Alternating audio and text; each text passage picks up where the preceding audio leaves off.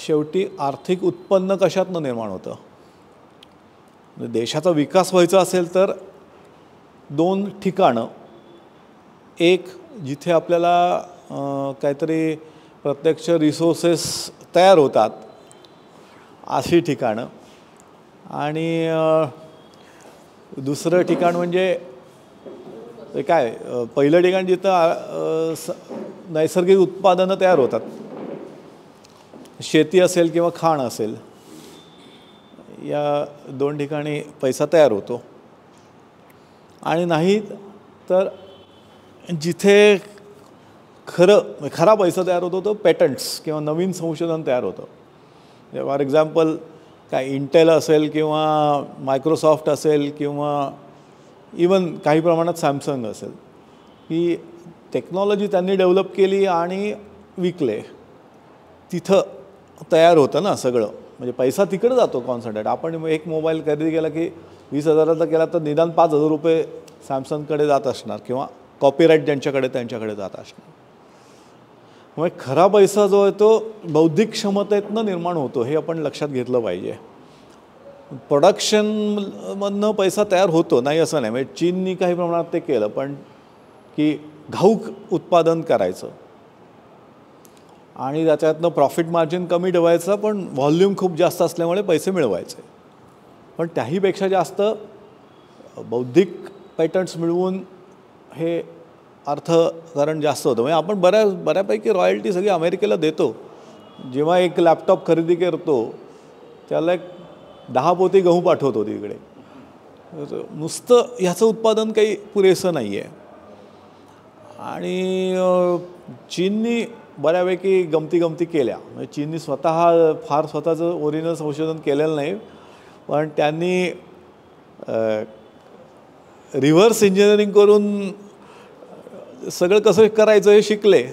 म्हणजे उदाहरणार्थ आपण कारमधनं गेल्यानंतर जे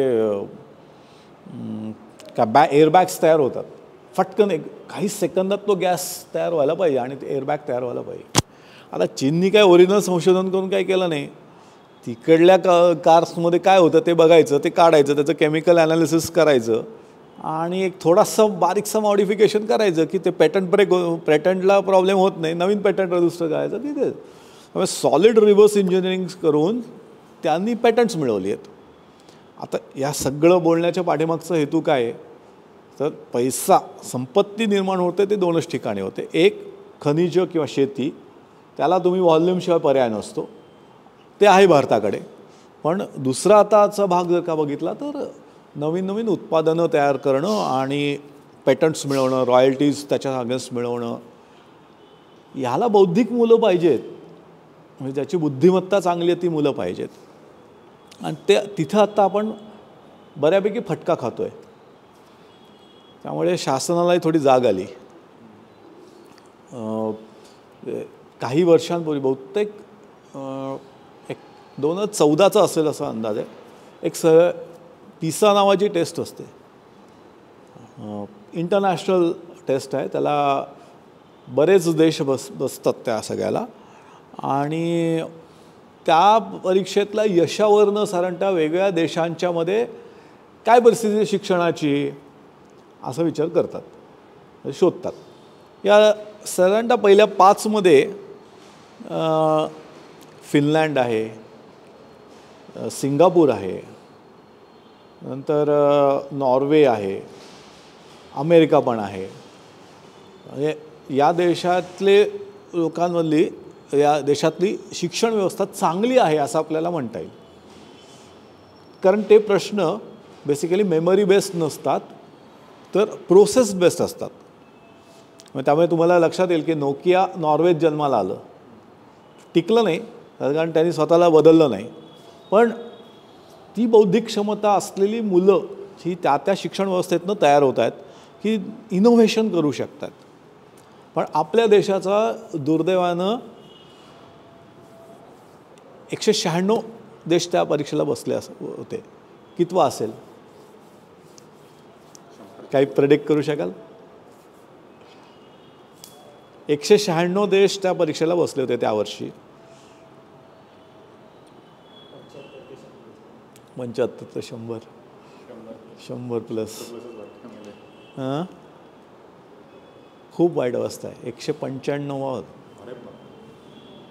त्या ही वेळेला 2च, किर्गिझिस्तान ते सुद्धा, म्हणजे तो मला वाटतं रशियातनं फुटून नव्यानेच जन्माला आलेला देश, अजून त्यांची स्थिरस्थावरताच व्हायची. म्हणजे पाकिस्तान आणि बांगलादेश बसले असते तर ते वरती असणार ना. तर भीषण परिस्थिती आहे शिक्षणात. हे म्हणजे स्कोअर कॅपिटल लेवलला ॲव्हरेज आउट करून केलं जातं का त्यावेळेला कोण लोक परीक्षेला बसले त्याच्यावर ठरतं का नाही? हेही सांगतो की त्यावेळेला परीक्षेला फक्त 2च राज्यातली मुलं बसली होती, हरियाणा आणि केरळ, कारण तिथली शिक्षणाची परिस्थिती बरी आहे. हां, आता बिहार घेतलं तर काय वाईट अवस्था होईल, आणखीन वाईट अवस्था, म्हणजे 196च होईल. याचा अर्थ आपल्या देशामध्ये प्राथमिक शिक्षणसुद्धा नीट होत नाही आहे. लिटरसी आपण म्हणतो ना, मॅथमॅटिक्स आणि अंकज्ञान, मॅथमॅटिक्स पण नाही, न्यूमरसी अँड लिटरसी, याचं शिक्षणसुद्धा नीट होत नाही आत्ता आपल्या देशामध्ये. आणि त्यामुळे शिक्षणाचं सार्वत्रिकरणाची पण गडबड झाली आणि राईट एज्युकेशन, ज्याला आपण म्हणू की आपल्याला पाहिजे तशी माणसंही याच्यातनं घडत नाही आहेत. त्यामुळे नॅशनल एज्युकेशन पॉलिसी जे पुन्हा एकदा झाली तयार, फार छान प्रक्रिया झाली त्या सगळ्यामध्ये, की खूप लोकांनी इन्व्हॉल्व करून घेतलं, खूप वेगवेगळ्या प्रकारच्या कमिट्या झाल्या, भरपूर चर्चा झाल्या, ड्राफ्ट मांडला. पहिला ड्राफ्ट 560 पानी होता, एवढा जाड असा, तो सगळ्यांना वाचायला लावला. त्याच्यातनं नॅशनल एज्युकेशन पॉलिसी 60 पानी तयार झाली. खूप घुसळण करून करून करून लक्षात असं आलं की जे काय आपण शिक्षण म्हणून करतो ते शिक्षण नाहीच आहे, जी लिटरसी आणि न्यूमरसी पण नाही आहे. आणि त्यामुळे आता बुद्धिमान विद्यार्थ्यांच्या शिक्षणासाठी थोडे बरे दिवस येतील असं चित्र निर्माण झालं आहे. कारण देशाची संपत्ती, देश चालवणं, योग्य निर्णय घेणं, यात बुद्धिमत्ता हा एक महत्त्वाचा फॅक्टर आहे. तो एकमेव नाही आहे. गंमत अशी आहे की ते एकमेव नाही आहे, पण बुद्धिमान विद्यार्थ्यांच्याकडे लक्ष द्यायला पाहिजे, असं आता हळूहळू त्याच्यातली जागरूकता येत चालली आहे. त्यामुळे हे 3-4 सरकारं तरी जागी झाली आहेत. महाराष्ट्र अजून एवढं जागं लागलेलं नाही आहे, पण आपला प्रयत्न चालला आहे. आता होईल. सर, याच्यात मला 2 प्रश्न आहेत. पहिलं म्हणजे हे जे काय नवीन शिक्षण पद्धतीचा फॉर्म बदलतोय, जसं आपलं पूर्वी काय 4थीपर्यंत, मग 5वी 10वी होतं, मग 10वी 11वी 12वी होतं, मग पुढचं ग्रॅज्युएशनचे 3-4 आणि त्याच्यापुढे पोस्टग्रॅज्युएशनची 2 वर्ष, हा फॉर्मॅट होता. आता हा फॉर्मॅट बदलला जाणार. तर हा फॉर्मॅट ज्यावेळेला बदलला जाईल त्यावेळेला प्रबोधिनी प्रशाला म्हणून आपल्यामध्ये काही बदल करायला लागतील का?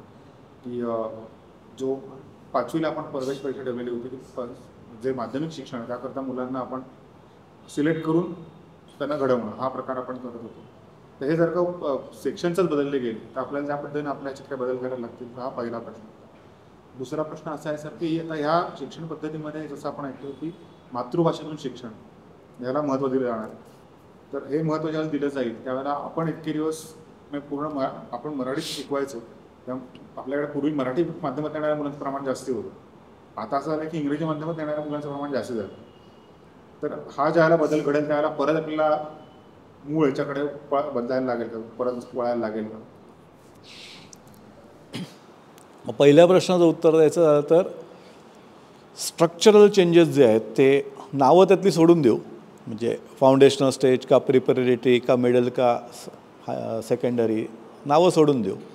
जी काही रिऑर्गनाईज केलं आहे ते फक्त महाराष्ट्र आणि गुजरात, म्हणजे ज्याला पूर्वीची बॉम्बे प्रेसिडेन्सी म्हणतात, तिथे थोडासा खडखडाट जास्त आहे. कारण महाराष्ट्रातच आणि गुजरातमध्येच 5वी ही सेकंडरीला जोडली होती त्यावेळच्या, आणि 4थीपर्यंत प्रायमरी असं मानलं जात होतं. बाकीच्या सर्व राज्यांमध्ये 5वीपर्यंत प्रायमरी आहे आणि बहुतेक सर्व राज्यांच्यामध्ये 11वी-12वी हा शाळेचाच भाग आहे. हां, प्लस म्हणतो किंवा PUC असं काहीतरी म्हणतात, कर्नाटकात वगैरे गेलात तुम्ही तर त्यामुळे त्यांना फार बदल नाही आहे. आपल्याकडे करायला लागेल थोडासा. तर 5वी आता प्राथमिकला जोडायला लागेल. तर आपल्यालाही प्रश्न आहे, म्हणजे प्रबोधिनी म्हणून पण येतील आणि ज्या जिल्हा परिषदेच्या शाळा आहेत त्या सगळ्या 4थीपर्यंत असलेल्या शाळांना 5वी खालती जोडून घ्यायला लागेल.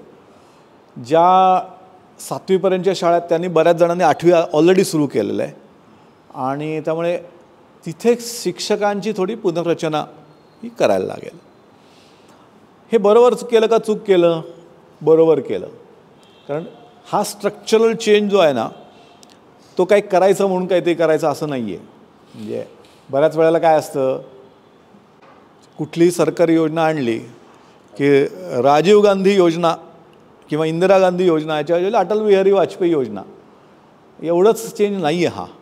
हां म्हणजे old wine in new bottle असं नाही आहे. बघ जेव्हा शिक्षणशास्त्राचा विचार करतो तर 2 शिक्षण तज्ज्ञांचा आपण विचार केला पाहिजे. एक बुद्धिमत्तावरती काम केलेला पियाजे होता की ज्यांनी डेव्हलपमेंटल मॉडेल मांडलं आहे.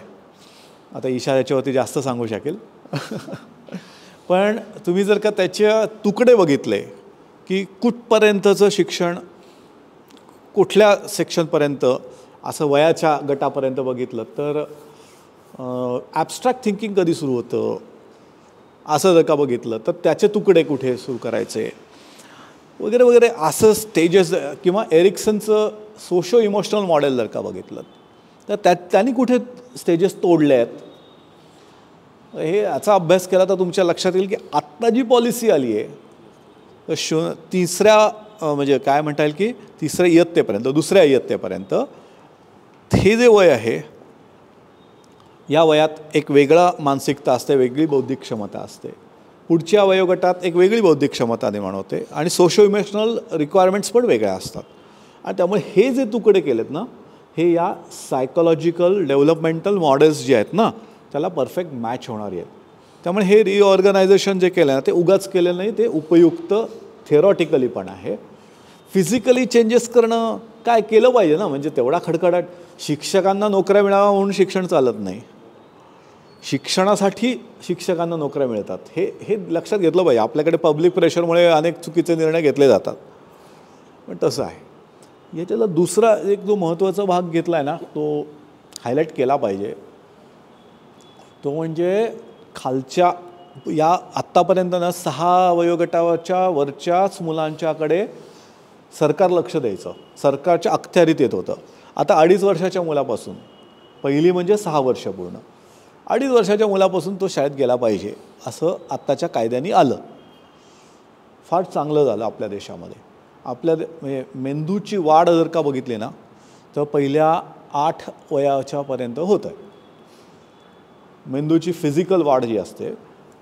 मग अशा वेळेला आता सरकारची जबाबदारी झाली की 2.5 वर्षाचं मूलसुद्धा काय पाळणाघरात जाईल किंवा अंगणवाडीत जाईल किंवा शाळेमध्ये येईल.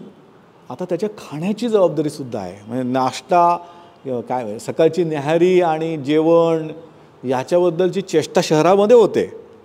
म्हणजे आपल्या शाळेतल्या एकाही पालकांनी मला विचारलं नाही त्या आहार योजनेतला आपल्या शाळेत का नाही, कारण गरजच नाही आहे. आपल्या इथे जे खातील ते नको एवढं खातात.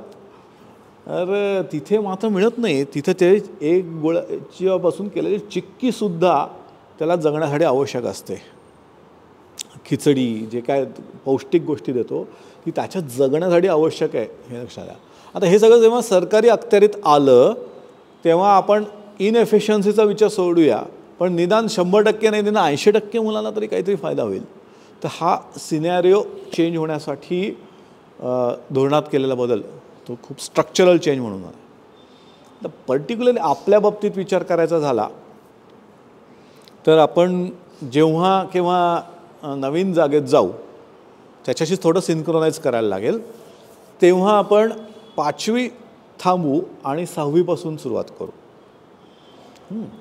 कारण स्ट्रक्चरली 5वी प्रायमरीला म्हणजे प्रिपरेटरी स्टेजला जोडलेला असणार आहे. मग आपण मिडल आणि सेकंडरी स्टेजेस म्हणजे 6वी ते 10वी आणि 11वी 12वीसुद्धा आपण सुरू करू. त्यावेळेला आपल्याला जागेची जी काय जेवढी आवश्यकता आहे तेवढी सगळी जी आहे ती मिळणार. त्यामुळे आपण ते चेंजेस करू, 6वी ते 12वी करू. आणि मग हळूहळू जसे आपल्याला शिक्षक हा क्रिटिकल मुद्दा आहे हे लक्षात घेऊया. जागा, पैसा, इन्फ्रास्ट्रक्चर हे कधी शिक्षणातले क्रिटिकल मुद्दे नाही आहेत नाही असं नाही, परंतु चांगल्या शिक्षकाला अतिशय थोड्या रिसोर्सेसमध्ये सुद्धा खूप चांगलं शिक्षण देता येतं. पण जसजसे शिक्षक मिळत जातील, आपल्याला वाढत जातील चांगले शिक्षक, तसं आपण 6वीच्या 2 तुकड्या करणं, 7वीच्या 2 तुकड्या करणं, 8वीच्या 2 तुकड्या करणं, असं करतं 10वीपर्यंत नक्की पोहोचू. 11वी-12वीचं ठरवू. तिथे आपल्याकडे शिकत राहणाऱ्यांची इच्छा किती आहे, किती जणांची इच्छा आहे ते बघून आपण 11वी-12वीचं काय करायचं असं आपण ठरवू. पण नक्की आपण 11वी-12वीमध्ये उतरू. जेव्हा तयारी झाली असं वाटेल तेव्हा उतरू. आत्ताचा त्यातला सर्वात जास्त मोठा धोका डमी स्कूल्सचा आहे. म्हणजे शाळेत जायचं नाही, क्लासेसला जोडून घ्यायचं आणि शाळा ओस पडलेल्या असतात किंवा अशाच शाळेत ॲडमिशन घेतली जाते की जेथे जायला लागणार नाही. म्हणजे तुम्ही आता गमतीशीर गोष्ट आहे, माझ्या वेळेला तर असं नव्हतं, कदाचित तुमच्या थोड्याशा बॅचेसपर्यंत पण नव्हतं, की फर्ग्युसन कॉलेजची सायन्सची ॲडमिशन ही नेहमीच मारामारी असायची, तिथे मिळावी, आपटे स्कूलला मिळावी म्हणून मारामारी असायची. आता फर्ग्युसनला कोणी घेत नाही, आता आपटेला कोणी घेत नाही. नावं घेणं बरोबर नाही, पण अशा शाळांच्यामध्ये घेतली जाते की जिथं अटेंडन्स कंपल्सरी नाही, कारण क्लासेस हेच महत्त्वाचं व्हावं.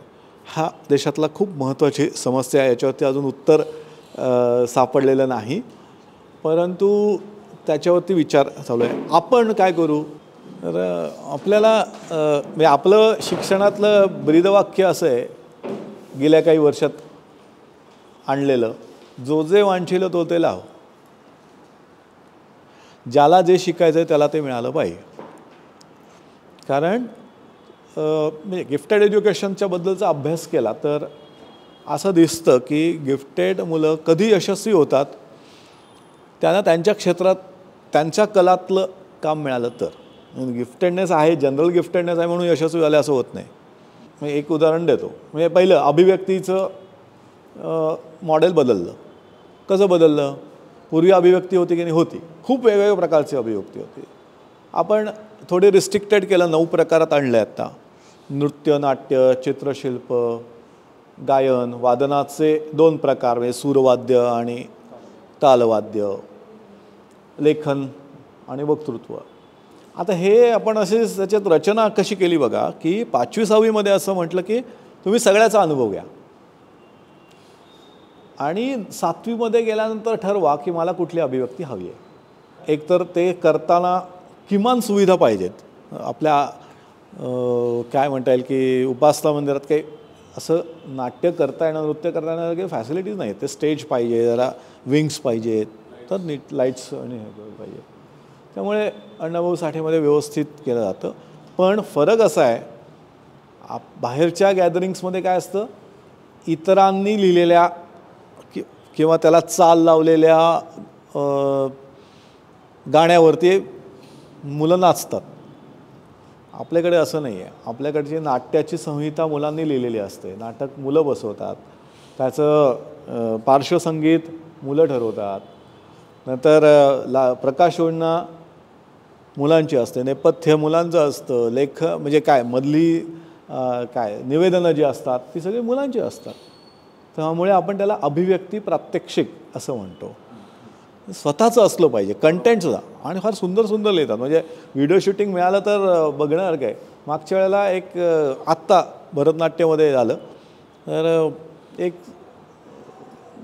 10 नाट्याच्या मुलींनी व्यसन याच्यावरचं नाट्य बसवलेलं होतं. फार सुंदर बसवलं. गंमत बघा, व्यसन म्हटल्यानं आपल्या डोळ्यासमोर काय काय येतं? तंबाखू, गुटखा, दारू, सिगरेट असंच आहे ना. त्याने व्यसन हेच दाखवलं, पण विषय काय होता माहिती आहे? विणणे. आणि कोणाला लागलेलं असतं तर ते आजीला लागलेलं असतं. आणि करोनाचा काळ दाखवला आहे, ती सगळे आयसोलेट झालेले असतात, एका घरात बसलेले असतात. ती आजी विणकाम करते लोकर संपते. तर ती आजी लोकर मिळवण्यासाठी काय काय नानाविध उद्योग करते. कोणाचं काहीतरी ढापते वगैरे असं सगळं जे आहे ना ते सगळं त्याच्यात सुंदर दाखवलं आहे. त्यामुळे व्यसन ही गोष्ट फक्त अंमली पदार्थांचीच असतं असं नाही, अनेक गोष्टींची असू शकते. हे मुलांनी लिहिलेलं, मुलांना सुचलेलं नाटक आहे आणि माझ्या दृष्टीने ते वर्थ आहे. की पु ल देशपांडेंनी लिहिलेल्या कथांवरती आपल्या मुलांनी फक्त ॲक्टिंग करायची, हे काय आपल्या शाळेचं लक्षण नाही. तर असं आपल्याला काय म्हणतात की अभिव्यक्तीच्या आम्ही मुद्द्याकडे आलो होतो की स्वातंत्र्य आहे, चॉईसेस जितके वाढवता येतील ना तेवढे आपल्याला हवेत. शिकण्याच्या वेगाचं स्वातंत्र्य मुलांना द्यायचं आहे, जे लेवल सिस्टीम आपण आणलेली आहे. मी इंग्रजीत पुढे असू शकतो, गणितात मागे असू शकतो ना. मी आज इंग्रजीत मी लेवल 4ला आहे आणि गणितात लेवल 2ला आहे. तर इंग्रजी माध्यमातली मुलं बराबर ऑलरेडी बरंच इंग्रजी शिकून आलेली असतात, त्यांना पुढे जाता यावं.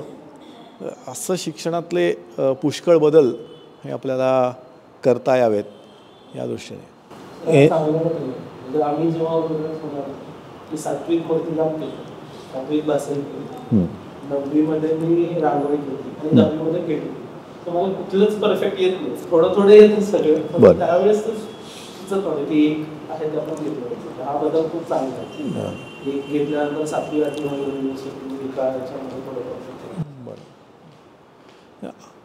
असं आपल्याला खूप गोष्टींच्या बाबतीत केलं पाहिजे. ते मी कुठल्या मुद्द्यातनं आलं तर स्वातंत्र्य शिक्षणाचं दिलं पाहिजे, पाहिजे ते विषय आणि पाहिजे तो वेग, हे जितकं देता येईल तेवढी शिक्षण पद्धती ही चांगली होत जाईल आणि ते आपल्याला प्रशालेत कसं आणता येईल या दृष्टीने खूप प्रवास हा आपण गेल्या 10 वर्षात केला आहे. नवीन जागेत करायची आणखीन चांगलं करता येईल. की आता आपण म्हणतो 6वी ते 12वी करायचं आहे. हो, आपण आधीच्या वयोगटासाठी विचार करणार आहोत. असं वाटतं की आधीच्या वयातच मुलांना निवडणं जास्त संयुक्तिक ठरेल का ते 10 वर्ष त्याच्या पुढचीच मुलं जास्त होतं? आपल्याकडे अडचण अशी आहे की आपली शाळा ही बुद्धिमान विद्यार्थ्यांसाठीची विशेष शाळा आहे.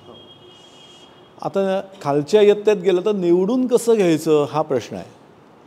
खूप खालती गेलं तर त्यांचं मगाशी म्हटलं तसं न्यूमरसी आणि लिटरसीच तयार झालेली नसते, हाताने लिहायचं कौशल्यही तयार झालेलं नसतं आणि आपल्याला तर पेपर पेन्सिल टेस्ट घ्यावी लागते. कारण 1200 जणं जेव्हा अर्ज करतात तर त्याला निवडीचं कुठलं माध्यम वापरायचं. छोट्या वर्गातल्या मुलांच्यासाठी जेव्हा निवडीची चाचणी आणि असं घ्यायची वेळ येते त्याला बिहेवियरल टेस्ट द्यायला लागतात, काहीतरी करून दाखव, कृती करून दाखव, असं घ्यायला. एवढी सिस्टीम नाही आहे आपल्याला, म्हणून ती मर्यादा आहे की 5वीच्या खालती फार नाही जात आहेत. तुम्ही म्हटलं मग की पॉलिसीमध्ये अनेक गोष्टी या घेतलेल्या आहेत की ज्या आपल्या इथे ऑलरेडी आहेत त्या आता पॉलिसाईज होतात. So we have been the pioneers. मग आता पुढे आपण काय दिशा दाखवणार, म्हणजे आपण दाखवतच आलो तर आपले काय आहेत नवीन? म्हणजे आपल्या ह्या सगळ्या आत्ता ज्या गोष्टी म्हटल्या ह्या खरं तर शाळांनी घेतलं पाहिजे. निदान ज्या चांगल्या शाळा आहेत ज्यांच्याकडे रिसोर्सफुल आहेत, CBSEच्या सर्व शाळा बऱ्यापैकी रिसोर्सफुल असतात कारण त्या फी बेस्ड आहेत आणि फी ॲडजस्ट करता येते. मी गमतीनं म्हणतो CBSEला काय जातं आहे, तिथून फक्त एक आदेश काढला की संपतं. राज्य सरकारच्या शाळांना, अनुदानित शाळांना विचार करायला लागतो, CCTV कॅमेरे सगळ्या शाळांमध्ये, सगळ्या शाळेत बसवा. हा आदेश जेव्हा शिक्षण मंत्री महाराष्ट्राचे काढतात तेव्हा त्यांना विचार करायला लागतो की सरकारी शाळेत आहेत का. आणि आज देखील 90% शाळा सरकारी आहेत ना, लक्षात घ्या. आज देखील महाराष्ट्रातल्या 1,15,000 शाळांच्यापैकी फक्त 30,000 शाळा अशा असतील की ज्या खाजगी आहेत. बाकी सगळ्या शाळा ह्या सरकारी अनुदानित शाळा आहेत. तर तिथे विचार नाही म्हणजे त्याला अनुदानाचा सगळं करायला लागतो. CBSE या लीड स्कूल्स म्हणून काम करतात. तर त्या सगळ्यांना हे प्रबोधिनीत आपण जे काही वेगळे नसते उद्योग करतो शिक्षणातले, हे सगळे नक्की कॉपी करता येण्यासारखे आहेत, प्रसार करता येणार आहे. त्यामुळे फोकस म्हणून जर का आपण विचार केला तर CBSE शाळा टार्गेट धरून करता येण्यासारखं आहे पुष्कळ गोष्टी. आपल्या इथल्या उपक्रमांचा प्रसार व्हावा म्हणून आपण शैक्षणिक साधन केंद्र, शैक्षणिक उपक्रम केंद्र हे सुद्धा स्थापन केलं आहे. कोणी जर का मागणी केली की आम्हालाही आमच्या शाळेत चांगलं करायचं आहे हे सगळं, तर आपण त्यांचं प्रशिक्षण करतो, त्यांना म्हणतो की तुम्ही तुमचं चालू ठेवा. तर अशा जिथं जिथं मागणी केली, विद्याव्रत खूप वेगळ्या शाळांच्यामध्ये चालू आहेत, प्रकल्प पद्धती आहे आपल्याकडची जी बाकीच्या शाळांनी घेणार काय.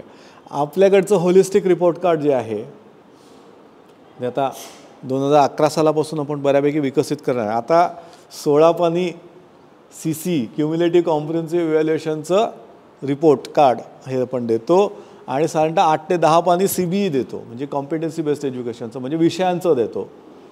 तर हे सगळं जे आहे की हे सगळं कशासाठी केलं, प्रत्येक मुलाच्या स्ट्रेंथ्स आणि विकनेसेस आयडेंटिफाय व्हायला पाहिजेत आणि त्याच्यानुसार त्याला कसं शिक्षण देता येईल, म्हणजे पर्सनलायझेशन ऑफ एज्युकेशन असं आपण त्याला म्हणूया. हे जसं करता येईल तसं काय, ह्या सगळ्या गोष्टी बाकीच्या शाळांनासुद्धा घेण्यासारख्या आहेत. त्यासाठीच्या व्यवस्था आपण बसवतो आहोत. कधीही कुठल्याही शाळेला आपण नाही म्हणत नाही. शाळा बघायला यायचं, या बघा, पुरेसा वेळ देतो आपण त्या सगळ्यांना. कारण या सगळ्या गोष्टी बाकीच्या शाळांनीसुद्धा कॉपी कराव्यात. त्यांनी म्हणायला हरकत नाही, आम्ही चक्क कॉपी करतो. आणि अनेक अशा गोष्टी असतात की ज्या विद्यार्थ्यांना नक्की करायच्या असतात आणि शाळेला नक्की करू द्यायच्या नसतात. सो अशा तुम्हीही केल्याच असतील, बट आता तुम्ही त्याच्याशी कसं डील करता? आणि उदाहरण असेल तर अजून. तुझ्या प्रश्नात जोडून एक प्रश्न आहे. तुम्ही विद्यार्थी होतात, दरावादी दादा होते आणि त्याच्यानंतर तुम्ही शिक्षक झाला, आता प्राचार्य झाला. तर तुम्ही सगळे ट्रान्झॅक्शन्स बघितले आणि ते ट्रान्झॅक्शन्स होत असताना तुमच्याबरोबर पण अशा काही एज ग्रुपने असे लोक असतील, विद्यार्थी असतील, मित्र असतील की जे सगळे टप्पे बघत आलेले आहेत. म्हणजे आता माझ्याच बॅचच्या अलीकडच्या पलीकडच्या काही बॅचेस असतील की ज्यांनी तुम्हाला मिलिंद दादा म्हणून बघितलं असेल आणि त्याच्यानंतर काही वर्षांनी त्याच बॅचेत तुम्हाला मिलिंद सर म्हणून पण बघितलं असेल. तर ही ट्रान्झॅक्शन्स तुम्ही कशी बघितली, इतरांनी कसे त्याचा एक्सपिरियन्स त्यांचा होता, आणि शिवाय हा म्हणला तसं की ओव्हरऑल तुम्हाला काय काय गोष्टी अशा वाटल्या करायला पाहिजे तुम्ही नंतर खरंच केलं? मुलांना स्वातंत्र्य हवं असतं. त्यांना जे त्यावेळेला सुचलं असतं ते करून बघावं असं वाटतं. शेवटी क्युरिओसिटी हा महत्त्वाचा फॅक्टर आहे. कुठल्याही शिक्षणामध्ये जर का तुमची त्यांनी मुलांची क्युरिओसिटी मारून टाकली तर शिक्षण होत नाही, मग बळजबरी सुरू होते. तर ते न मारता म्हणून तर एवढे सगळ्या गोष्टी बदल करत आणल्या. म्हणजे दादा असल्याचा फायदा हा झाला की नेमके शाळेत काय बदल करायचे आहेत जे मुलांना अपील होतील हे मला जास्त लवकर कळलं, असं माझं तरी म्हणणं आहे. म्हणजे आणि त्या व्यवस्था पाहिजेत शिक्षणातल्या, त्या स्वातंत्र्य, लॅबोरेटरीत जाण्याचं स्वातंत्र्य, लायब्ररीत जाण्याचं स्वातंत्र्य, प्रयोगशाळेत जायचं स्वातंत्र्य, किंवा आता बदल झाला आहे पटकन इंजिनिअरिंगची लॅब आपली, म्हणजे त्याला आपण धडपड किंवा मेकर स्पेस म्हणतो आहे, हाताने करून बघण्यासाठी मला ज्या कल्पना सुचल्या त्या फिजिकली करता येऊ शकतील अशा स्थितीत आणणं, अशा गोष्टी मला असं वाटतं की ते हवं असतं. बऱ्याच वेळेला शिक्षक झाल्यानंतर लोकांना असं वाटतं की मुलांची इंटेन्शन्स वाईट आहेत म्हणूनच ते असं वागत आहेत. तर तसं नसतं.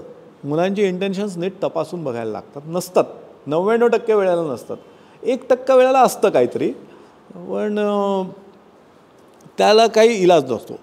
प्रश्न त्यातला नेहमी येतो तो फक्त काही व्हॅल्यू सिस्टीमच्या बाबतीत येतो. म्हणजे छोटे छोटे मुद्दे असतील असं मला वाटतं की उदाहरणार्थ कपडे हा खूप वादग्रस्त झालेला मुद्दा. कपडे ही गोष्टीच्या बाबतीत, वेशभूषा या बाबतीत आपण एवढं काळजी घेतली पाहिजे की कपडे ज्या कारणासाठी आहेत त्या कारणासाठी घातले पाहिजेत. ते सोडून जर का आम्ही शाळेत हाफ पॅन्टमध्येच येऊ असं जर का केलं तर नाही आहे ना, चालणार ना. इंटेन्शन परत की मला काही ते एक्सप्लोअर करून बघायचं आहे, यू आर वेलकम. तास बुडले तरी चालतील. 2 दिवस शाळेत नाही बसलास तर काही बिघडत नाही, ते सगळं कवर करता येतं. तुला एक्सप्लोअर करून बघायचं नाही, एखादा प्रयोग करून बघायचा आहे का, चल 2 दिवसाची तुला परवानगी आहे, काहीतरी वेडवाकडं होणार नाही एवढी आपण काळजी घेऊ, पण तुझं तू करून बघ. हे प्रत्येक वेळेला शिक्षकांना समजतंच असं नाही. तर मला असं वाटतं की दादा आणि शिक्षक हे बनवूनसुद्धा तो फायदा झाला. आणि कायदे मात्र काही पाळावेच लागतात, त्याला काही इलाज नाही. म्हणजे एखाद्याला दुखापत होऊ नये, एखाद्याला त्रास होऊ नये, किती ताणलं पाहिजे हे मला कळतं, कारण दलावचा दादा होतो. म्हणजे 5 फेऱ्या मारल्या पाहिजेत आणि 5 फेऱ्या मारल्यानंतर दमायला लागलं तरी 6वी मारली पाहिजे, हे मी करू शकतो. पण शिक्षक झाल्यानंतर मला हेही कळतं की ते ग्रॅज्युअली केलं पाहिजे. हा तो फरक आहे फक्त की विद्यार्थी असतानाचा पण की 5 फेऱ्या मारल्या, मला 4च मारायच्या, मी फाशी मारणार नाही असे असू शकतं विद्यार्थी. थोडंसं दृष्टिकोनातला बदल केला ना की सेल्फ गोल सेट करून कामाला लावलं ना पोरांना की ते करतात. मला वाटलं म्हणून का केलं पाहिजे, शिक्षकाला वाटतंय म्हणून मुलांनी केलं, याच्यापेक्षा सुद्धा कन्सेन्सस तयार करणं हा त्यातला मला मुद्दा वाटतो. म्हणजे मला आठवतं आहे की गोल खो खो शिकवत असताना विनायक देसूरकर असेल किंवा राजीव रानडे असतील, छडी घेऊन उभे राहायचे आणि डाईव 10 वेळा डाईव मारायचं उगाच, म्हणजे खेळताना नाही, डाईवची प्रॅक्टिस म्हणून 10 वेळा डाईव मारायचा आणि नाही मारला तर मागणं वेताच्या छडीचा फटका असायचा. आता हे जे आहे याचा उपयोग झाला की नाही, झाला, पण आत्ताच्या शिक्षण पद्धतीला हे मान्य नाही. त्याच्याऐवजी काय केलं पाहिजे, त्याच्याऐवजी मी असं म्हणतो की तुला 1 डाईव मारता येतो का, आता 2 डाईव मारण्यासाठी तू प्रयत्न कर. हे त्याच्या आतनं कसं आणता येईल, मनातनं असेल ना तर अवघड गोष्टी करायला सुद्धा लोक तयार होतात ना. म्हणजे सैन्य दलात जे जातात ते स्वतःच्या मनाने मरायला जातात ना, त्यांची मरण्याची तयारी असते, हे लक्षात घेऊया. पण त्यांची मनातनं तयारी झालेली असते. पकडून एखाद्याला तू आता मरायला तयार हो म्हटलं तर कोण तयार होणार, कोण नाही होणार. तर ही फक्त हँडलिंगची फरक आहे असं मला वाटतं, स्टाईल ऑफ हँडलिंगचा फरक आहे. आणि मुलांच्या बाबतीत एकच करतं की काही वेळा आततायी मागण्या असतात त्या आपल्याला कटशॉट करायला लागतात. त्यामुळे माझ्या वर्गातला एक मित्र इथनं पळायचा गच्चीतल्या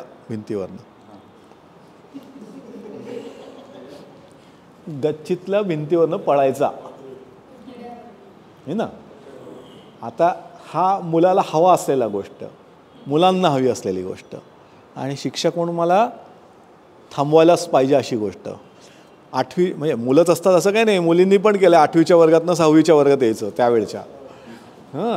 हे सगळे असे जे जीवघेणे उद्योग आहेत ते मात्र म्हणजे मी सहनिवासातलं मला मुलगा नाही आठवते, मी सहज राऊंड घेण्यासाठी म्हणून गच्चीत आलो तर हे बांधकाम चालू होतं. सहनिवासातला मुलगा या रॅम्पवरनं तो असा आडवा जात होता.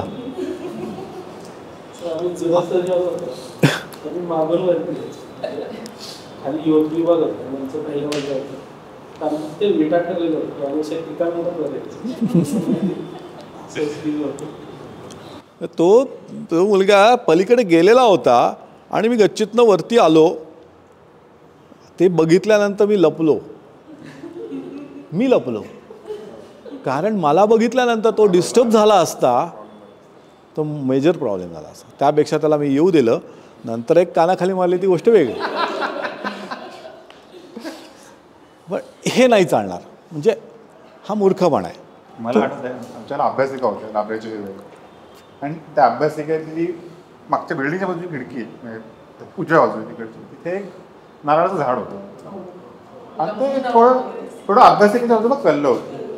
आम्हाला ऑफ म्हणून आम्हाला अभ्यासिकेत पाठवलं होतं.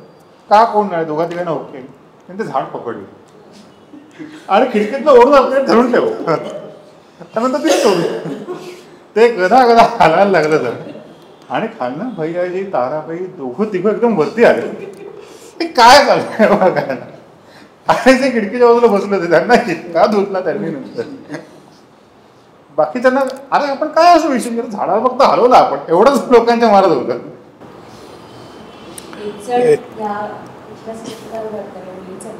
पण पाचव्या मजल्यावर त्या बाजूला बत्ती गेल्यानंतर खाली कसं दिसतं ते बघण्यासाठी त्या खिडकीत मागे उभा त्याला अर्थ नाही आणताना आम्हाला नाकीनं वाढवते की तो कसा येणार परत येणं त्याला शक्य झालं नव्हतं. पाचव्या मजल्यावर ती भिंतीला असा टेकून खाली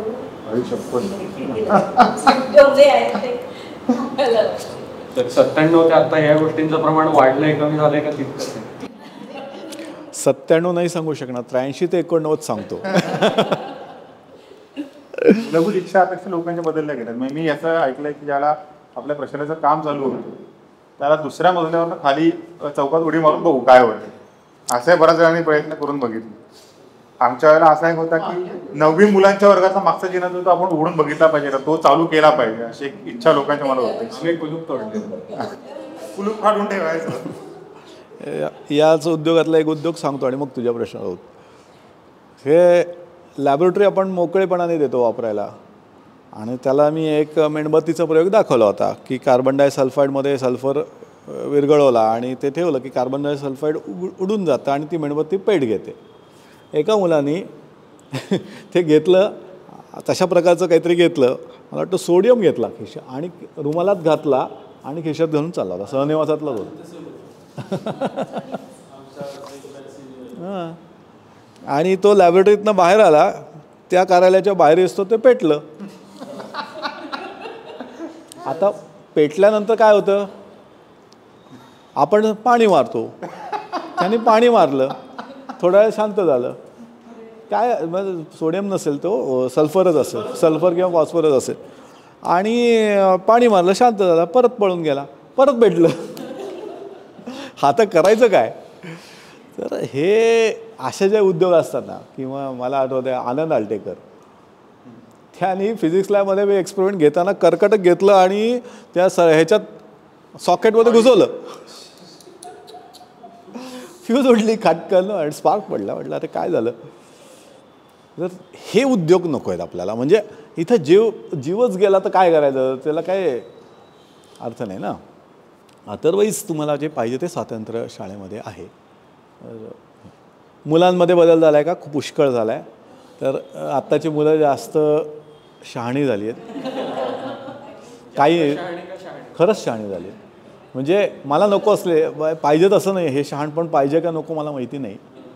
काय आहे की इतकं सुरक्षिततेच्याबद्दलचं सगळं वातावरण वाढत गेलं आहे की माणूस घडण्याची शक्यता कमी होत चालली.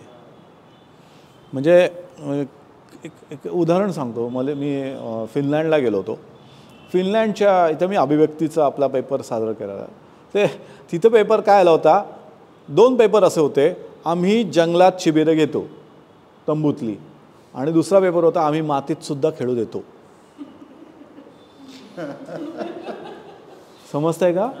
आम्ही मातीत खेळू देतो मुलांना. हा पेपर होता, रिसर्च पेपर होता. तो असंच UK US कुठला तरी होता, मला ते एवढं मी तडक आलं, अरे आपण काय करतो.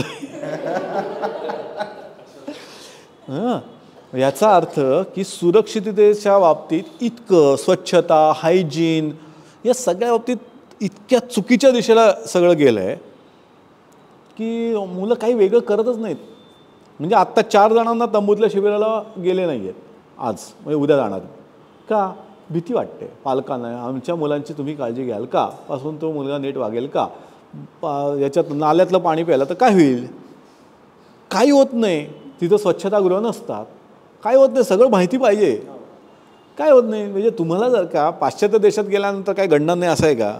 माझ्या वर्गातलाच मित्र आहे, त्याला तिथं इन्फोसिसमध्ये कामाला होता, गोळीबार झाला. असुरक्षित, वाचला तो, पायाला लागली गोळी. तर म्हणजे तिथं असुरक्षित नाही आहे का वातावरण? आहे, जगभरात सगळीकडे असुरक्षित. आपण आपल्या मुलांना अनिश्चिततेला सामोरं कसं जायचं हे शिकवलं पाहिजे, ताणलं पाहिजे, क्षमता ताणायला शिकवलं पाहिजे. त्याशिवाय प्रबोधिनीतली मुलं कशी तयार होणार ती? म्हणजे प्रबोधिनीपण म्हणजे वेगळं काय? हेच आहे ना. आपण आपल्या क्षमता ताणलेल्या असतात, आपल्याला बाकीच्यांना ज्या गोष्टींचा बागुलबुवा करतात ते आपण करत नाही. हे प्रबोधिनीपण आहे ना. तर ते कमी कमी होत चाललं आहे. भीती वाटत चालली आता की पालक इतकं सुरक्षिततेच्या बाबतीत आग्रही आहेत. आता दुसरं बदललेलं कारण पण असं आहे की न्यूक्लिअर फॅमिली एकच मूल आहे. पूर्वी दिनांत 2 तरी असायची. रिस्क फॅक्टर 50% होता. आता शेअर मार्केटमधली इन्व्हेस्टमेंट सगळी जी असते, जशी असते तशी मुलात सगळी इन्व्हेस्टमेंट आहे. हां, त्यामुळे प्रॉपर रिटर्न्स मिळालेच पाहिजेत. त्यामुळे थोडं काहीतरी झालं ना की घालमेल होते. म्हणजे रस्ता कसा क्रॉस करणार, तुम्ही मुलांना SP वरनं इथे कसे आणता. मला आठवत आहे, मी 2रीत असताना लक्ष्मी रोडवरती हरवलो होतो आणि मी चालत चालत घरी गेलो. प्रभात रोडला 6व्या गल्लीत राहिलो होतो. मला व्हिज्युअल मेमरी तेवढी पुरेशी होती. 2रीतला मुलगा घरी पोहोचू शकतो, तर 5वीतला मुलगा SP कॉलेजपासून इथे येऊ शकतो की नाही येऊ शकतो. माझ्या मुलाला पळवलं तर काय. आमच्या 6वीतला तर अनुभव असा होता की विसापूरला ट्रेकला गेलो होतो आणि 6-7 जण मागणं गायब झाले. ते असे 5-6 किलोमीटर उतरून आणि तिथे एक अफवा अशी होती या जंगलात बिबटे आहे असं वगैरे. दुसऱ्याच गावात निघाली, कामशेतला वगैरे निघाली ती असं, मळवली कुणीकडे कामशेत कुणीकडे असं वेगळ्या स्टेशनला निघालं. मग तेव्हा काय पालकांनी अशी रिॲक्शन नव्हती दिली की तुम्ही ट्रेकला काय असं हे केलं वगैरे? अनुभव मला सांगते. ऑगस्ट आता 5वीत आहे, माझा मुलगा 5वीला त्याला ऍडमिशन मिळाली. तर होतं SP कॉलेजला, त्याला त्याचं होतं नातू, तो चुकून SP कॉलेज भेटला. तिथे त्याने 5 फेऱ्या मारल्या, शिक्षा काय होती ती घेतली. आता त्याला दादाने सांगितलं सांग नातू कॉलेज. 5वीतला मुलगा कधीही रस्ता क्रॉस नाही केला, काहीच नाही केला. नंतर त्याने आल्यावरती सगळा मला प्रकाश मिळाला. मी गेलो एकदा, म्हणजे 2 मतं मला सांगत होते. एक सांगत होतं तू नाही करू शकणार, एक सांगत होता करू शकणार. मी माझ्या दुसऱ्या मुलाचं ऐकल्याने मी गेलो आणि मी व्यवस्थित रस्ता क्रॉस केला. 2-3 वेळा घाबरलो पण मी केले. मला काहीच नाही वाटलं कारण की मला माहिती होतं प्रबोधन ठेवतो. आमच्या घरी सगळेजण वरती हाय होते. पण हा फरक आहे आताच्या पेरेंटिंग, ज्यांना माहिती नाही हे सगळं, पण तो करू शकतो. तर हे एक स्वातंत्र्य आपल्याकडे मिळतं. दादा म्हणून याच्यातला असा विचार केला पाहिजे की हे दादा म्हणून हे करतो, दलाचा दादा तो तरुण असतो, त्याला ते रिस्क घ्यावीशी वाटते, तायांना पण करावं असं वाटतं. शिक्षक म्हणून मी हे काय करेन, ग्रॅज्युअली करेन, स्टेप बाय स्टेप करेन, एकदम शॉक बसता नाही याची काळजी घेईन. तर हे वातावरण बदलत चालल्यामुळे शाळेत सुरक्षितता वगैरे अशा गोष्टी जास्त होत चालल्या आणि त्यामुळे मुलं हळूहळू शामळू बनतील की काय अशी मला भीती वाटते. त्यामुळे त्या अर्थाने मुलं शहाणी झाली.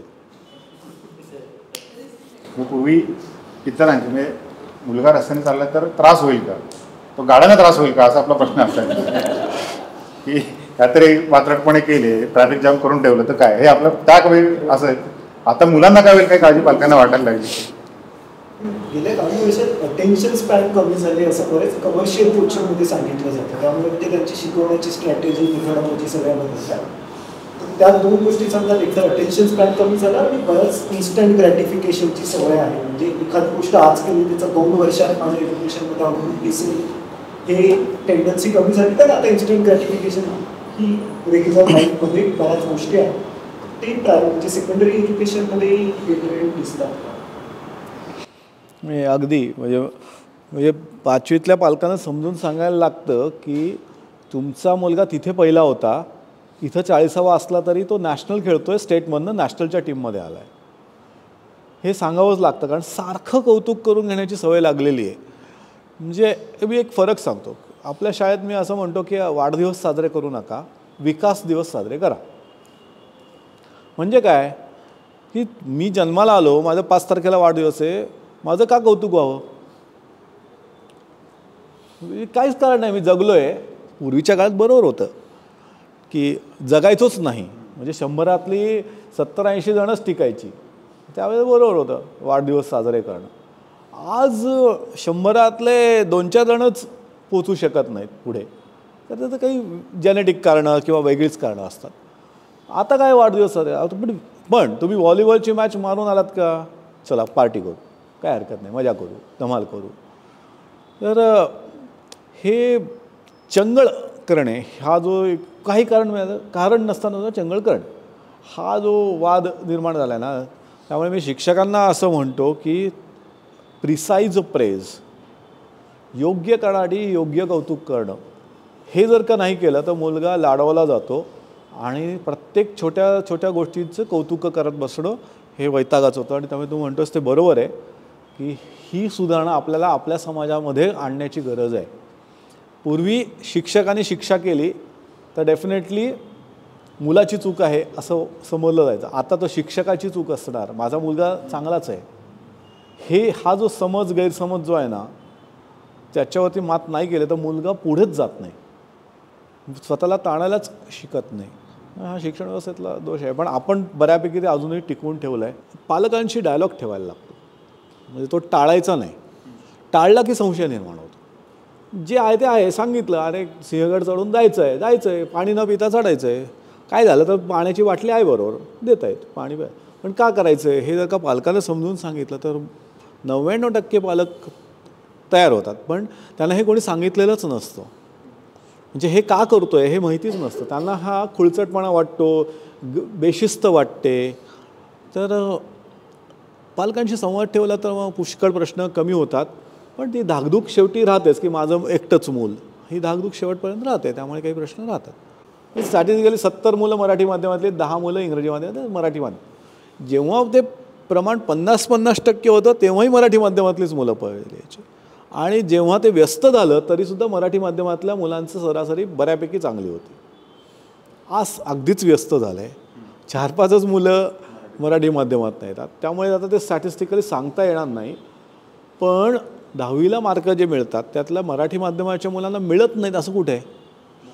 म्हणजे इवन सहनिवासातला मी नेहमी बोलतो की मुलं, घरातले मुलं जी असतात, घरात राहणारी, त्यांना इतक्या ट्युशन्स आणि इतकं सगळं लावलेलं असतं, आईवडील एकाच मुलाकडे लक्ष देत असतात. वेळेला इथे प्रवीण सर 30 मुलांच्या मागे एक जण है ना, ते काय करत घेत असतील काय नाही, पण तरीही, आणि कुठली ट्युशन नाही आणि काय नाही, स्वतःचा अभ्यास करा.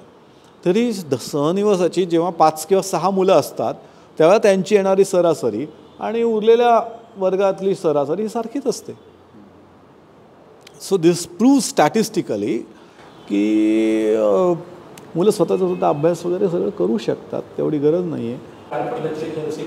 व्हॉलीबॉलला फक्त असायचं, खो-खोला तुम्ही जिंकलात तर तुम्हाला तुमच्या नावाचे बंधन मिळते. म्हणजे आम्हाला ट्रॉफी नाही मिळाला, आम्ही हारलो, पण ते जिंकले होते. पण त्यांनी जो आम्हाला उपयोग झाला कॉम्पिटिटिव्ह स्पोर्ट्स खेळण्यापुढे कॉलेजमध्ये आणि तर ते नंतर आपल्याकडे मैदानं आणि ते सगळे प्रश्नांमुळे मग ते कमी झालं का पुढे येणार. म्हणजे आमच्या वेळेला आमचेच दादा जे होते ते शाळेतले ते शिक्षक नाही, मार्गदर्शक होते खो खोसाठी किंवा, पण नंतर आता आपल्याकडे ते शिकवणारे तेवढे चांगले राहिले आहेत आणि मैदानांचा जो प्रॉब्लेम आहे. आणि मग पुढे जाताना तो एक फॅक्टर आपण कसा टॅकल करणार आहोत. इव्हन डायल्युशन ऑफ स्पोर्ट्स पण आपल्याला काय खो खो कबड्डी हेच होते, नंतर व्हॉलीबॉल आला, आता तर भरपूर खेळायला असते. की 3 जरी ठेवले तरी 3 ह्याच्यामध्ये विभागायचं ठीक आहे, काही लोकांना ते आपण नाही म्हणतो, पण ओव्हरऑल जर काय हे केलं तर एक ती जी कॉम्पिटेटिव्ह एज असते ना, ती जी 8वी 9वी 10वी पुढे लागते ना, ती भिडायची. म्हणजे कबड्डी खेळताना तुम्ही फिजिकल स्पोर्ट खेळता, बरोबर, तुम्हाला मारामारीची आणि याची भीती जायला लागते. खो खो मध्ये तुमची ॲजिलिटी आहे, व्हॉलीबॉलमध्ये अजून बाकी काही स्किल आहे. पण ते जसं जातं म्हणजे आता तुम्ही तेवढ्या कॉम्पिटेटिव्ह समोर रॅन्डम मुलं खेळणारे शिव्या देणं होतं, मारामाऱ्या होतात, ज्या इंटरेस्ट होतात, त्यांनी खूप गोष्टी बदलायला लागल्या. तर त्याही आता पुढे मग आपण आपल्या मुलांसाठी कसं हे करणार. बरं, पहिलंच वाक्य असं सांगतो की हे उद्दिष्ट स्पष्ट आहे आपल्याकडे, ही शाळा, आपली शाळा स्पोर्ट्ससाठीची नाही, बरोबर ना. म्हणजे पहिली, दुसरी, तिसरी जी काय आपली उद्दिष्ट म्हटलेली आहेत त्या उद्दिष्टांमध्ये आपण ठरवलं आहे. याचा अर्थ खेळायचंच नाही असं नाही, खेळलं पण पाहिजेच. खेळाची व्यक्तिमत्व विकसनातली जी भर पडते खेळण्यामुळे ती प्रचंड आहे. त्याच्यावरती खूप संशोधन केलं पाहिजे अजून, कारण खेळातनं सांगता येत नाही लगेच, पण ते घडतंच.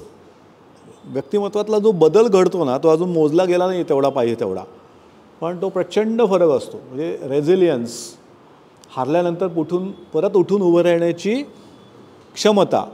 मी गंमत सांगतो की 5वीतली मुलं पहिला परीक्षा सामना हारला की गळागळा रडतात, कारण आजपर्यंत त्यांना 4थीपर्यंत कुठेही हारण्याचीच सवय नाही आहे. दे आर द टॉपर्स आणि खेळलेले पण नसतात फार, हारले की रडतात. आता हारणं आपल्या आयुष्यात इतक्या वेळेला घडतं, त्याच्यातनं जे उठून उभे राहतात तेच वरती जातात. जे हारल्यानंतर रडतात आणि पाय गळून बसतात त्यांचं काहीच होत नाही आयुष्यात. हे खेळातनं शिकवता येतं. आणि हा जो गुण आहे ना, हा गुण आयुष्यातल्या यशस्वी होण्याच्यासाठीचा पहिला आणि महत्त्वाचा गुण आहे. बाकीचं सगळं नंतर, हारल्यानंतर पुन्हा उठून उभं राहायचं. पुन्हा तुम्ही सगळे चांगले यशस्वी झालेले लोक बघा ना, काय त्यांच्या आयुष्यात काही अडचणी नव्हत्या का.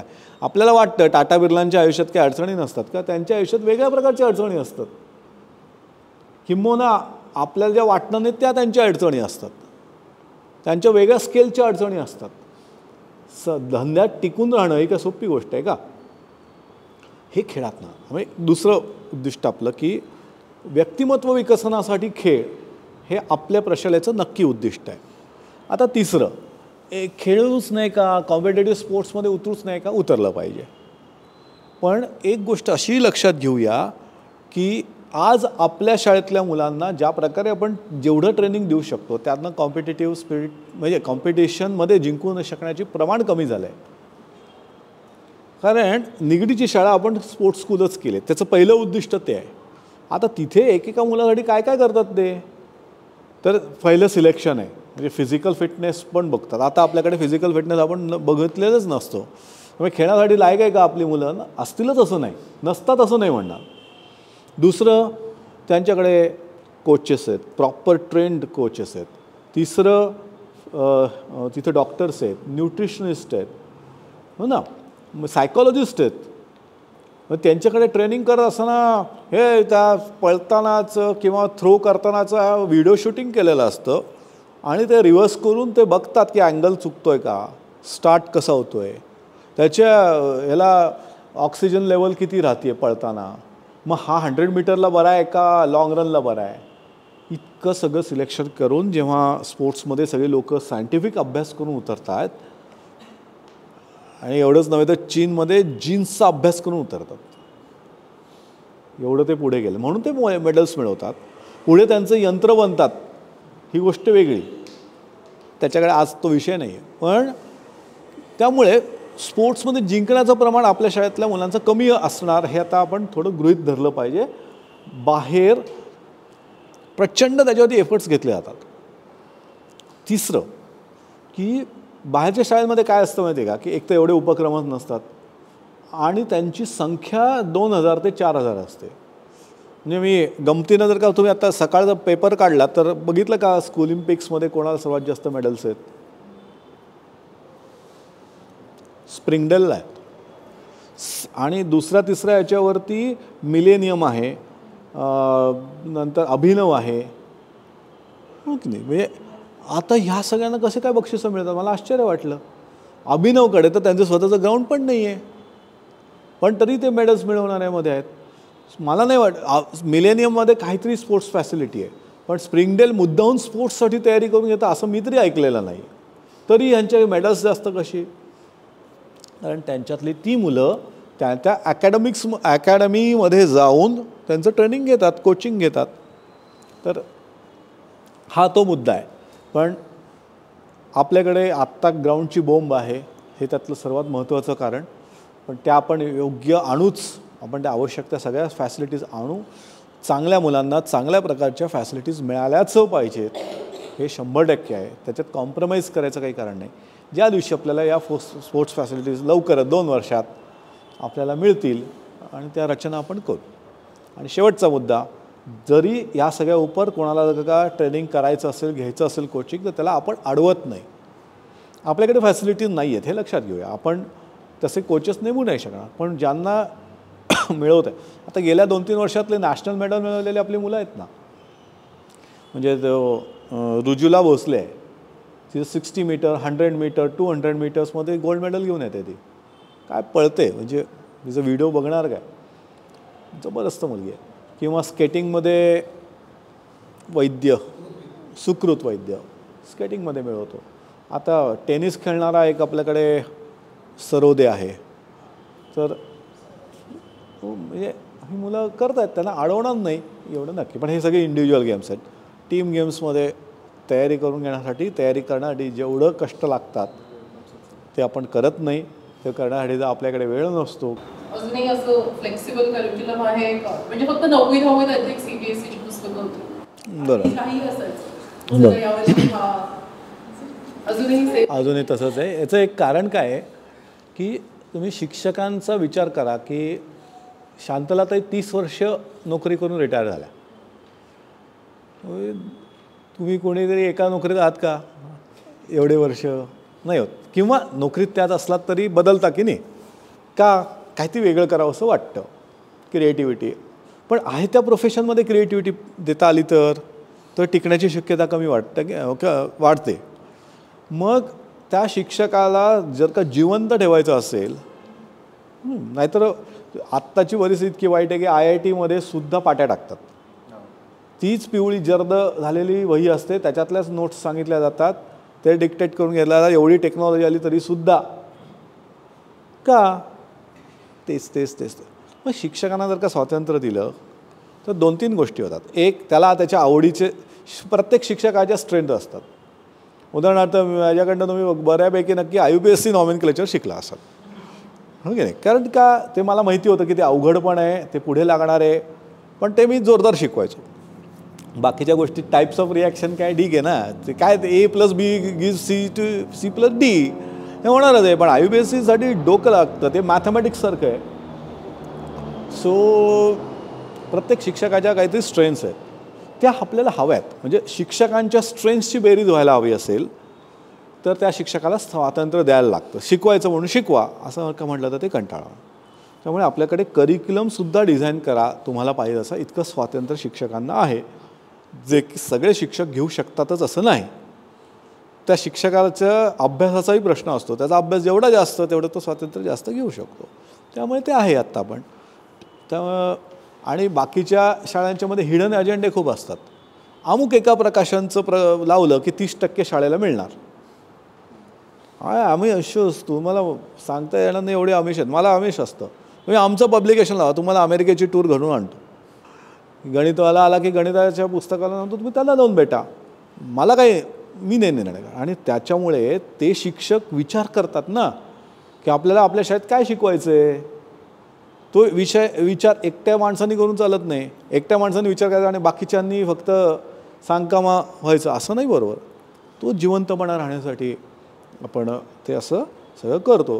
म्हणजे शिक्षक जिवंत राहतात, ते क्रिएटिव्हली करतात, ते काहीतरी नोट्स आणतात, तयार करतात, वर्कशीट्स तयार करतात. हे जितकं आणता येईल तेवढं शिक्षण जिवंत होतं. आणि मग बॅचप्रमाणे ॲडजस्टमेंट पण होते. एखादी बॅच गणितात कच्ची असते, मग ठीक आहे ना, मग लोअर लेवलचं त्या सातवीचं सगळं शिकवलं पाहिजे असं काही नाही. एखाद्या बॅचला जर 6वीतलंही थोडं शिकवावं लागलं तर ते शिक्षक करतात. नाहीतर मग बाहेरच्या शाळेत काय होतं, 7वीचे हे 10 धडे शिकवून पूर्ण झाले, टिक मार्क. ह्याला अर्थ नाही. शिकणं महत्त्वाचं आहे, त्यासाठी हे थोडं स्वातंत्र्य द्यायला. 50-60 पानाचं पुस्तक, त्याच्यामध्ये अगदी राजपुतांचा इतिहास होता, शिखांचा इतिहास होता, मराठ्यांचा होता, म्हणजे पेशवाईचा पण इतिहास होता. हे 3-4 भाग होते. गायगुडे सरांनी वर्षभर म्हणजे जवळपास शेवटचे 1-2 महिने सोडले तर पेशवाई शिकवली आम्हाला. आणि ती पानं संपल्यानंतर काही संपली का पानं, आपण राहू वाचू, आपण स्वामी वाचू, असं करत करत पेशवाईचा डिटेल पूर्ण आमचा अभ्यास झाला. आणि नंतर मग शेवटच्या 2 महिन्यात लक्षात आलं, अरे बाकी पण आहे बरं का आपल्याकडे. हा ते काय ते वाचा तुम्ही, आपण एकदा वर्गात वाचून घेऊ असं करून ते हे करून टाकलं. पण त्यामुळे पेशवाई जी शिकलो ना आम्ही ती फार इंटरेस्टिंगली शिकलो की हा आपल्या इथे घडलेला इतिहास आहे, हे आपल्याला समजलं पाहिजे. आणि त्याचे बाकीचे कंगोरे इमोशनली पण समजले गेले पाहिजे इतिहासाच्या ह्याच्यात. ते त्यात खूप मस्त शिकलो. असंच मला प्रशांत सरांचं आठवतं, त्यांनी आम्हाला बायोलॉजी शिकवली 9वी.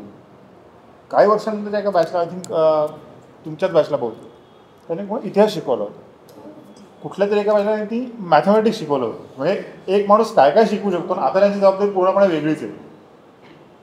ते आपल्याच होऊ शकतो. म्हणजे तर विद्यार्थ्यांचं तुम्ही सांगितलं की बदल काय काय जाणवतं, तसं शिक्षकांमध्ये निश्चितच काहीतरी बदल असेल. आणि आता असं आहे की तुम्ही ज्यांना शिकवलंय आता श्रेयस तो शिक्षक आहे सोबत, सो हा बदल कसा टॅकल होतो. म्हणजे आत्ता मी तरी खूप समाधानी आहे. आत्ता निदान 10-11 जण आहेत की जे प्रशारित माजी विद्यार्थी आहेत ते शिकवतात. म्हणजे प्रज्ञाताई आहे, नंतर अमृत भट आहे, नंतर श्रेयस आहे, ऋषिकेश आहे, श्रद्धाताई देशमुख, आधीची केळकर आहे. मग हे सगळे पूर्ण वेळ आहेत आता पार्ट टाईम असलेल्यांमध्ये सत्याश्रय सर आहेत, नंतर त्या केळकर आहेत, संगीता केळकर आहेत, काय नावं सुटली आता. रोहिणी ते शाळेची ॲडमिनिस्ट्रेशनची जबाबदारी बघतात, पण त्याही पूर्वी शिकत होत्या. असे पुष्कळ जण आहेत की जे माजी विद्यार्थी असल्यामुळे आणि त्यांना एक प्रकारचं इतकी समज असल्यामुळे ती इन्व्हॉल्वमेंट वाढते. म्हणून मी आपल्याकडे काही प्रमाणात रिसर्च अँड डॉक्युमेंटेशनचं ती काम बघते आहे. So scenario changes. आता याचे काही फायदे आहेत, काही तोटे आहेत. फायदे असे आहेत की मुलांची अटॅचमेंट चांगली असते, शिकवणं चांगलं असतं, कन्सेप्टसाठी शिकवतात, असं सगळं आहे. तोटा असा असतो की युवक विभागातून आलेले असल्यामुळे शिस्त वाढणे ही गोष्ट नसते. म्हणजे शुक्रवारचा पेपर गुरुवारीच छापायला जाणार, कधी कधी शुक्रवारी 11 वाजता आलेला असतो, पेपर वेळेत तपासून न देणे, अशा सगळ्या गोष्टी, मध्येच चहा प्यायला चंदूकडे जाऊन येणे, ह्या सगळ्या गोष्टी. पण फळ्यावर गेलं जात नाही ना. 11 वाजता फळ्यावर प्रश्न. पण सर एक तुम्ही हा विषय काढला म्हणून की शिक्षक होण्याकरता आता काही क्रायटेरिया आहे. मागे आपण हा विषय 1-to-1 बोललो होतो की क्रायटेरिया ते मीट करायला लागतात, तरच तुम्ही शिक्षक म्हणून शाळेत येऊ शकतो. आता आमच्याकडे बऱ्याच जण अशी इच्छा असेल की यावं, शिकवावं, पण आमच्या लाईन्स ऑफ करिअर किंवा हे सगळ्या वेगळ्या असल्यामुळे ते शक्य नाही. त्याकरता काय आहे, म्हणजे मी माझी हाऊस काय काही वर्ष भागून घेतली, ते कशी भागवली हे सांगू शकतील लोक. पण मुळातनं आपल्याकडे शाळेत शिक्षक म्हणून बघायतलं तर इतकी व्हरायटी आहे. म्हणजे पहिला शिक्षकाचा प्रकार ऑब्वियसली अपॉइंटेड शिक्षक आहे, जो काय ठराविक डिग्री आणि BEd केलेला आहे.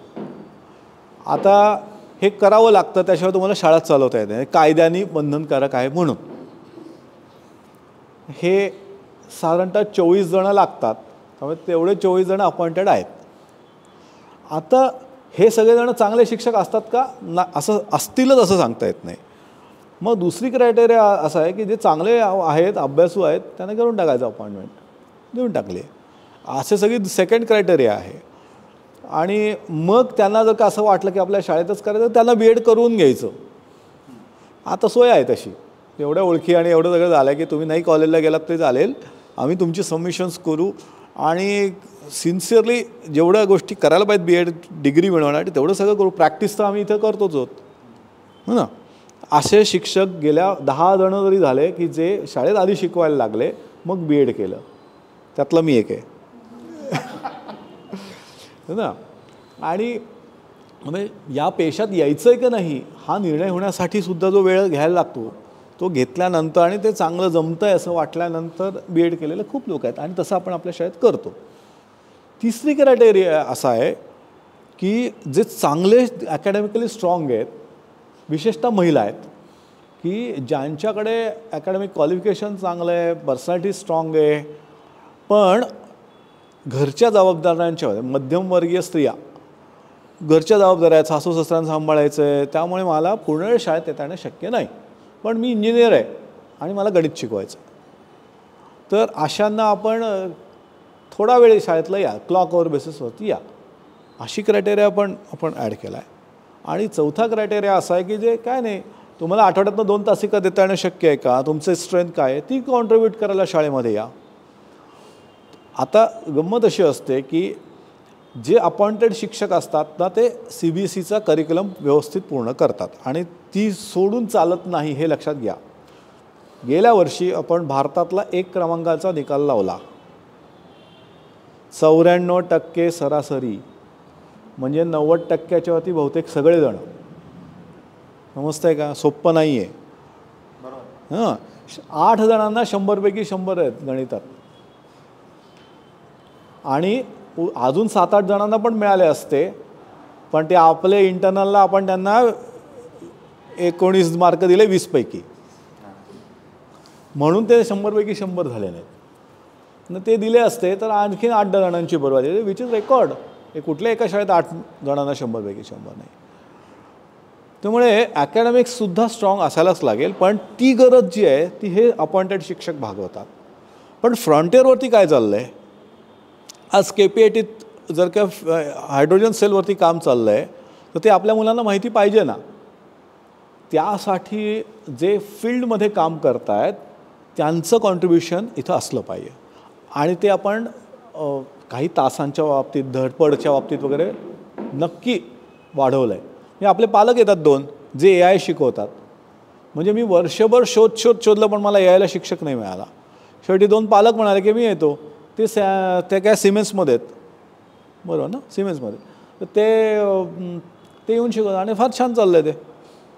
तर असं जे फ्रॉन्टियरवरचं काहीतरी आहे, किंवा आपलं काय सिद्धार्थ पटवर्धन, नाही सिद्धार्थ ना का शंतनू आत्ता आला आहे, तो दरवर्षी पुण्यात आला की त्याचं संशोधन काय चाललं आहे ह्याच्याविषयीचं व्याख्यान देतो.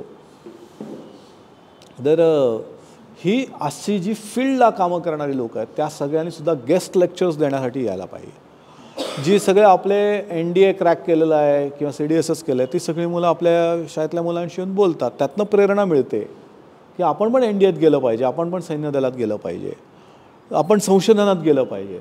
SPG नावाचा जो गोष्ट केली आपण स्पेशल पर्पज ग्रुप, त्याची सुरुवात जरी माजी विद्यार्थ्यांच्या गटात नंतर झाली तरी त्याची सुरुवात आपण प्रशालेत केली आहे की संतोष गोंधळेकर जर का पाणी प्रश्नावरती किंवा आता एनर्जीत काम करणार असतील तर त्यांचा जेव्हा आठवड्यातनं एकदा तरी संबंध येतो ना तेव्हा खऱ्या आयुष्यात खरं काहीतरी काम करण्यासाठी काय धडपडावं लागतं हे त्या मुलांना कळतं.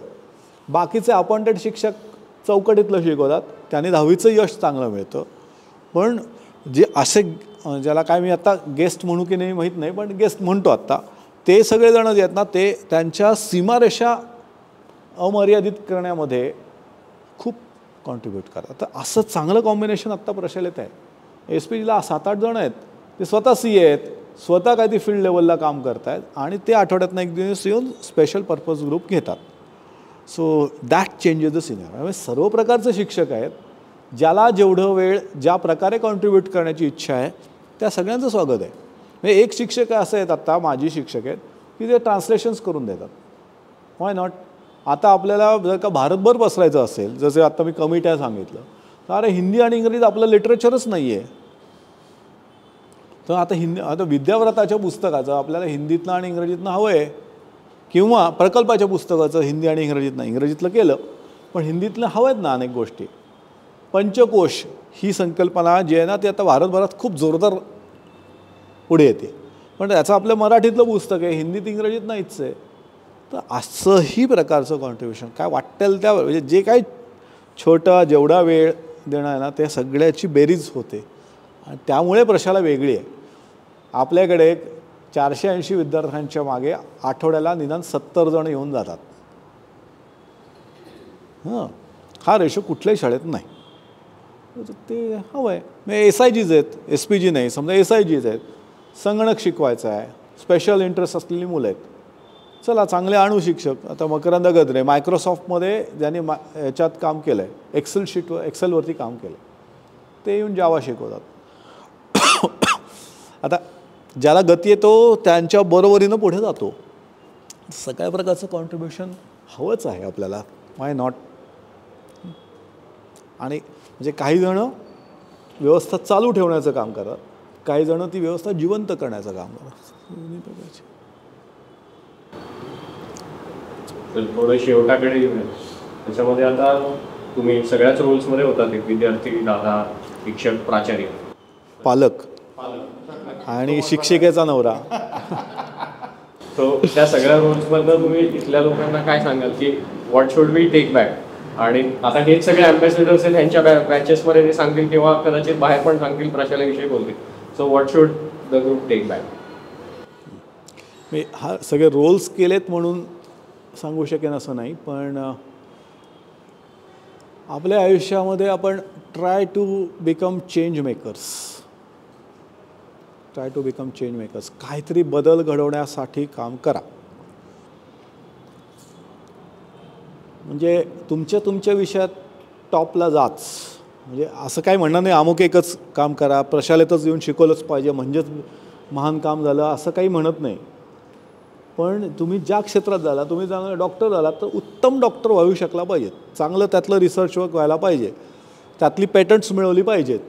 एका आयुष्यात एकाच एवढा व्हास्ट प्रॉब्लेम्स आहेत आणि एवढं आयुष्य तुमचं छोटं आहे की एका आयुष्यात एकच प्रश्नावरती काम करता येईल. सडनली गेल्या 3-4-5 वर्षामध्ये इतकी कामं यायला लागली आहेत जी आता नॅशनल लेवलच्या कमिट्या, स्टेट लेवलच्या कमिट्या, वर्तमानपत्रातलं लेखन, एक सिरीज झाली या वर्षीवर सकाळमध्ये आणि खूप मागण्या आहे. म्हणजे आता अशीच परिस्थिती आहे की मी जर का सगळी निमंत्रणं घेतली ना तर मी शाळेत थांबणारच नाही, बाहेरच व्याख्यानं देत फिरेन. तुम्हाला सडनली लक्षात येईल की तुम्ही वरती जाणार आहात आणि त्या सगळ्या क्षमता आपल्या विद्यार्थ्यांमध्ये आहेत. अबव ॲव्हरेज ॲबिलिटी तर आहेच, क्रिएटिव्हिटी आहे, ती आपण निर्माण करायचा प्रशालेत प्रयत्न करतो. राहतं ते कमिटमेंट, त्या प्रश्नाशी बांधिलकी धरून चिकाटीनं थोडंसं यश मिळेस्तवर त्या क्षेत्रात थांबणं हे आपण करत नाही आहोत. आणि म्हणून आपले मुलं तेवढी आत्ता म्हणावं तेवढं यश मिळवत नाही आहेत. मला आता मजा येत नाही म्हणून मी फील्ड चेंज करतो असं नाही. त्या फील्डमध्ये तुला जे घडवायचं होतं ते बदल घडवून दाखवलास का, मग बदल. तर आपली मुलं जबरदस्त पोटेन्शियल आहे, जबरदस्त क्षमता आहेत, त्यांचा विचार आपण वेगळा नक्की करून ठेवला आहे. राहतं ते त्या विषयाशी असलेली कमिटमेंट, टिकून बदल घडेस्तोवर पेशन्स दाखवणं, हे नाही आपल्या मुलांच्यामध्ये. ते जर का त्यांनी थोडा दाखवला ना, तर आज आपली मुलं खूप चांगल्या चांगल्या वेगवेगळ्या क्षेत्रामध्ये करतायत. मला आत्ताच्या एज्युकेशनच्या सेक्रेटरीने हा प्रश्न विचारला, तुमची बुद्धिमान मुलांची, आपली बुद्धिमान मुलांची पहिली शाळा आहे बरं का देशातली. ह्याच्यापूर्वीची एकच शाळा आहे नेटरहॅटची, पण ते सगळे अकॅडमिक इंटेलिजन्सकडे जातात. तिथनं IAS ऑफिसर्स खूप घडलेत, हे खरं आहे, पण त्यांनी डेडिकेटेडली अकॅडमिक्स धरून लावलं. त्यामुळे मला प्रश्न विचारला, तुमच्या शाळेतनं काय घडलं सांगा. मला 50 जणांची नावं देता येतात आत्ता, की ज्यांनी, ते फक्त 51 तर रिस्ट्रिक्टेड नाही आहे, त्याच्याशिवायची पण आहेत. त्यातली कदाचित काही नावं खालती जातील आणि काही नावं त्यात ॲड होतील पहिल्या 51 नावांच्यामध्ये, अशी आहेत. आणि त्यातलं हे लक्षात घ्या की आपली शाळा किती जणांची आहे, तर आत्ता 4800वा रजिस्ट्रेशन नंबर चालू आहे, तो 5वीत. म्हणजे त्यातली 500 जणं शाळेतच आहेत. 4300वा साधारणतः ज्याचा आहे तो आता बाहेर पडतो आहे. त्याच्यापेक्षा 500 जणं ही अजून मास्टर्स नाही, अजून डिग्री करत आहेत. त्याच्यातले आणखीन एक 100-200 जणं मास्टर्स नक्की करत असतील. त्यामुळे 1000 जणं, 1200 जणं तर सहज मायनस करून टाका, राहिली 3500 लोक अंदाजे. जो इम्पॅक्ट दिसतोय ना, तो आपल्या या 3500 मुलांचा आहे. त्या 3500 मुलांच्यामध्ये 50 जणं जर का नॅशनल लेवलची लिडरशिप करत असतील,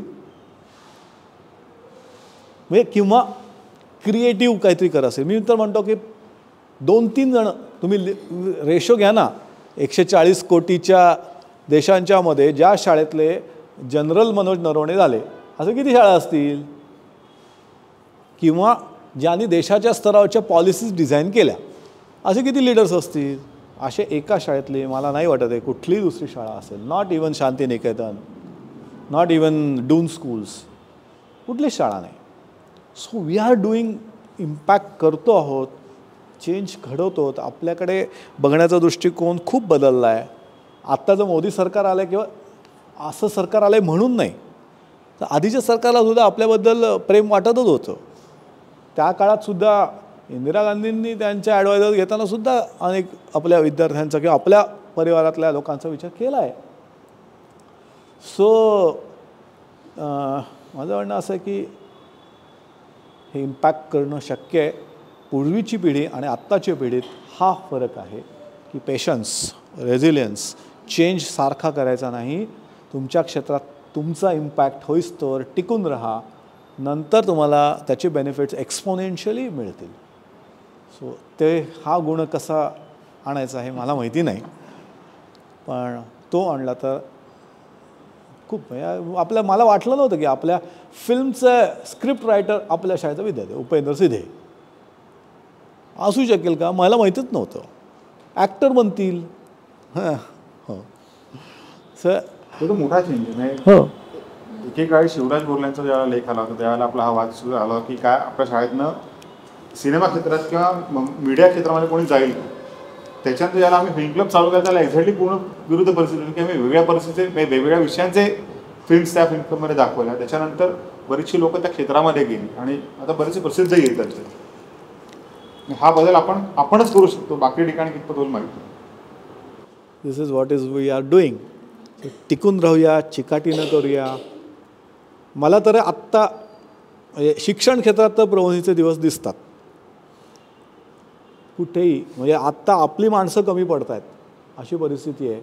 पुढच्या 10 वर्षात प्रशालेला आणि शिक्षण विभागांना इतकी डिमांड आहे की आपण काही कचरा जरी टाकला तरी लोकांना हवं आहे.